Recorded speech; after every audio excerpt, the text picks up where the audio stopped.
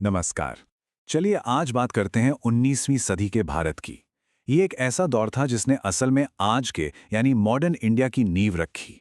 ये कहानी है उन सोशल और रिलीजियस रिफॉर्म मूवमेंट्स की, उन आंदोलनों की जिन्होंने सदियों पुरानी कुरीतियों को, गलत परंपराओं को चैलेंज किया और एक नए भारत का रास्ता खोला। बस एक पल के लिए सोच कर देखिए, एक ऐसा समाज जहां एक औरत को उसके पति की चिता पर जिंदा जलने के लिए मजबूर किया जाता था। ये थी सती प्रथा। और ये उस दौर की कई भयानक सामाजिक सच्चाइयों में से सिर्फ एक थी। ये कोई रीति रिवाज नहीं था, ये तो इंसानियत पर एक बहुत बड़ा धब्बा था। तो सवाल ये उठता है कि जब पूरा समाज इन कुरीतियों के अंधेरे में डूबा हुआ था, तो फिर इस अंधेरे को चैलेंज किसने किया? आखिर कौन थे वो लोग जिन्होंने हिम्मत करके बदलाव की ये मशाल जलाई? चलिए इस पूरी कहानी को ना एकदम शुरू से समझते हैं।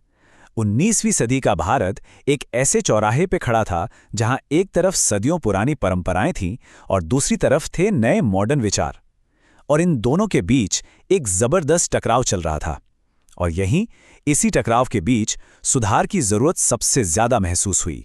उस वक्त का भारतीय समाज ना कई मुश्किलों से जूझ रहा था। धर्म के नाम पर मूर्ति पूजा और बहुदेववाद पर बहस चल रही थी, तो वहीं समाज के अंदर जातिवाद और छुआछूत जैसी प्रथाओं ने इसे बुरी तरह से जकड़ रखा था। और महिलाओं की हालत तो और भी खराब थी। सती प्रथा, छोटी उम्र में शादी यानी बाल विवाह और विधवाओं की दोबारा शादी पर रोक, ये सब बहुत आम बातें। तो फिर सवाल यह है कि बदलाव की ये लहर आई कहां से? इसके पीछे कई वजहें थीं। एक तो ब्रिटिश राज अपने साथ आज़ादी और बराबरी जैसे पश्चिमी विचार लेकर आया। फिर ईसाई मिशनरियों ने भारतीय समाज और धर्म की खूब आलोचना की, जिससे हमारे इंटेलेक्चुअल्स को, बुद्धिजीवियों को सोचने पर मजबूर होना पड़ा। और साथ ही जब यूरोप के स्कॉलर्स ने भारत के शानदार अतीत, वेदों और उपनिषदों को खोजना शुरू किया, तो भारतीयों के अंदर एक नया आत्मविश्वास जागा। अच्छा, सुधार का ये जो पूरा आंदोलन था, वो मोटे तौर पर दो धाराओं में बटा हुआ था। एक तरफ थे सुधारवादी यानी रिफॉर्मिस्ट, जैसे ब्रह्म समाज। ये लोग लॉजिक, रीजन और वेस्टर्न आइडिया से प्रेरणा लेते थे। वहीं दूसरी तरफ थे पुनरुत्थानवादी या रिवाइवलिस्ट, जैसे आर्य समाज। इनका मानना था कि समाधान के लिए हमें अपने पुराने गौरव और वेदों की तरफ लौटना होगा। इन दोनों अप्रोच को समझना इस पूरे दौर को समझने के लिए बहुत जरूरी है। और सुधारवादियों की इस लिस्ट में सबसे पहला और सबसे जरूरी नाम आता है राजा राम मोहन रॉय का। उन्हें ऐसे ही फादर ऑफ इंडियन रेनेसां या भारतीय पुनर्जागरण का जनक नहीं कहा जाता।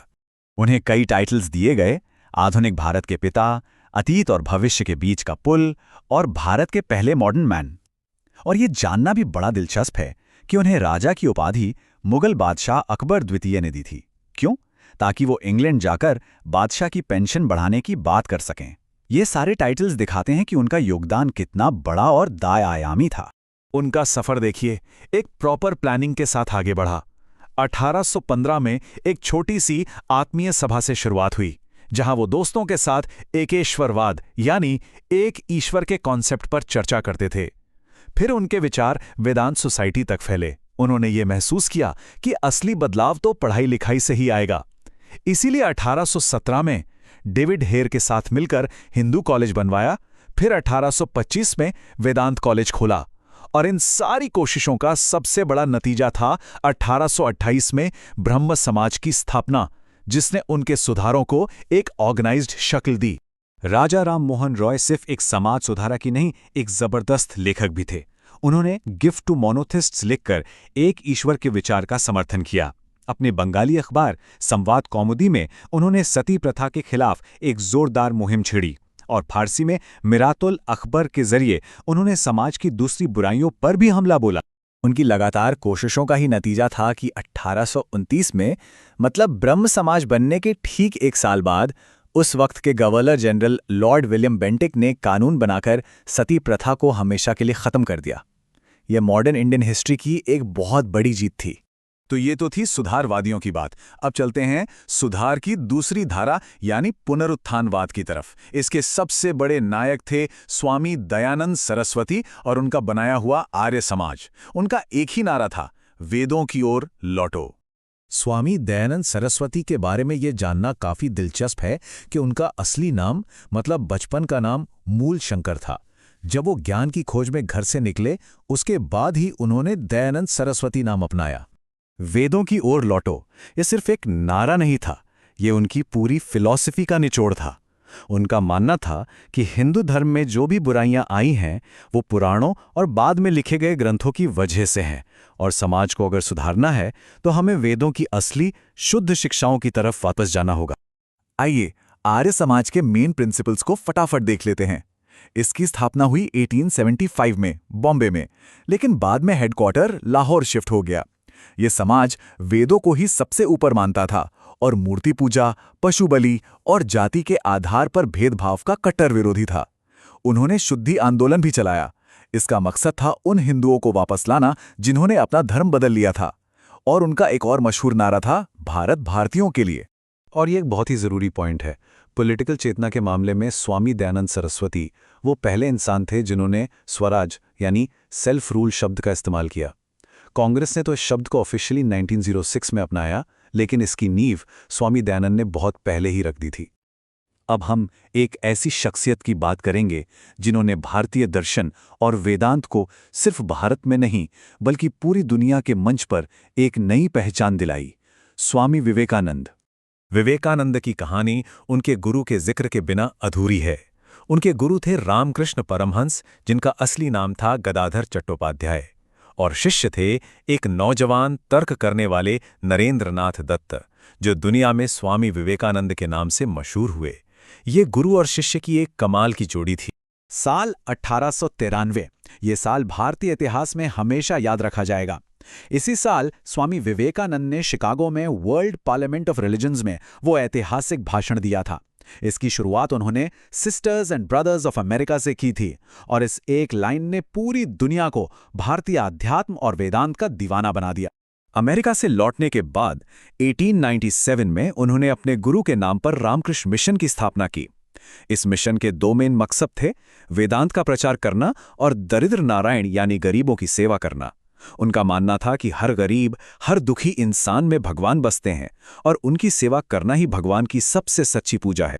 स्वामी विवेकानंद का असर कितना गहरा था, ये इस बात से पता चलता है कि सुभाष चंद्र बोस ने उन्हें आधुनिक राष्ट्रीय आंदोलन का आध्यात्मिक पिता कहा था। उन्होंने भारत के नौजवानों में सेल्फ रिस्पेक्ट, ताकत और देश पर गर्व करने की भावना भर दी थी। लेकिन सुधार की ये लहर सिर्फ बंगाल तक ही सीमित नहीं थी। भारत के अलग अलग कोनों में और भी कई महान सुधारक थे जो जातिवाद और महिलाओं के अधिकारों जैसे मुद्दों पर जबरदस्त काम कर रहे थे। चलिए उनमें से कुछ पर जल्दी से एक नजर डालते हैं। पश्चिमी भारत में महादेव गोविंद रानाडे एक बहुत बड़ा नाम थे। उन्होंने ब्रह्म समाज से प्रेरणा लेकर आत्माराम पांडुरंग के साथ प्रार्थना समाज बनाया। पर उनका काम सिर्फ समाज सुधार तक ही नहीं रुका।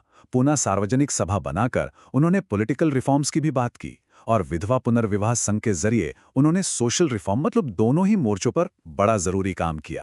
महाराष्ट्र में ही ज्योतिबा फूले ने जातिवाद के खिलाफ एक बहुत बड़ी और क्रांतिकारी जंग लड़ी। 1873 में उन्होंने सत्यशोधक समाज बनाया। इसका मकसद था दलितों और पिछड़ी जातियों को सामाजिक न्याय दिलाना। उनकी किताब गुलामगिरी कास्ट सिस्टम पर एक बहुत तीखा सवाल है। उन्होंने अपनी पत्नी सावित्रीबाई फूले के साथ मिलकर लड़कियों के लिए भारत का पहला स्कूल खोला और महिला शिक्षा और छुआछूत को खत्म करने के लिए वो काम किया जो पहले किसी ने नहीं किया था। एक और बड़ा दिलचस्प आंदोलन था थियोसॉफिकल सोसाइटी। इसे न्यूयॉर्क में मैडम ब्लवात्स्की और कर्नल ओलकॉट ने शुरू किया था, लेकिन इंडिया में इसे पॉपुलर बनाया एनी बेसेंट ने। इसका हेडक्वार्टर मद्रास के पास अड्यार में था। इस सोसाइटी ने भारत के पुराने धर्मों और फिलॉसफी की स्टडी को बढ़ावा दिया। इससे हुआ ये कि जो पढ़े लिखे भारतीय थे उन्हें अपनी जड़ों से जुड़ने की प्रेरणा मिली, और इससे राष्ट्रवाद की भावना भी मजबूत हुई। तो आखिर में सवाल आता है कि इन सभी आंदोलनों का, इन सभी सुधारकों की इतनी मेहनत का नतीजा क्या हुआ? इनकी विरासत क्या है? सच तो ये है कि इन सुधारों ने ही मॉडर्न इंडिया की नींव तैयार की। इनका सबसे ठोस असर तो समाज और कानून पर दिखा। सती प्रथा जैसी भयानक चीजें खत्म हुईं। विधवाओं को दोबारा शादी करने का कानूनी हक मिला। महिलाओं के लिए शिक्षा के दरवाजे खुले, उनके लिए स्कूल और कॉलेज बने, और पहली बार जाति के आधार पर होने वाले भेदभाव को एक संगठित तरीके से चुनौती दी गई। लेकिन इनका असर सिर्फ कानून बदलने तक नहीं था। इन आंदोलनों ने भारतीय लोगों में अपनी संस्कृति और अपने इतिहास को लेकर एक नया कॉन्फिडेंस पैदा किया। इन्होंने लॉजिक और रीजन से सोचने पर जोर दिया और सबसे बड़ी बात, इन्होंने उस नेशनल कॉन्शियसनेस यानी राष्ट्रीय चेतना को जन्म दिया जिसने आगे चलकर आज़ादी की लड़ाई की नींव रखी। तो आखिर में ये सवाल हम सबके लिए है, अगर राजाराम मोहन रॉय, दयानंद सरस्वती, विवेकानंद और ज्योतिबा फुले जैसे सुधारक ना होते तो क्या आज का भारत वैसा होता जैसा हम इसे जानते हैं? उनकी विरासत सिर्फ इतिहास की किताबों में नहीं है, बल्कि हमारे आज के समाज की सच्चाई में जिंदा है।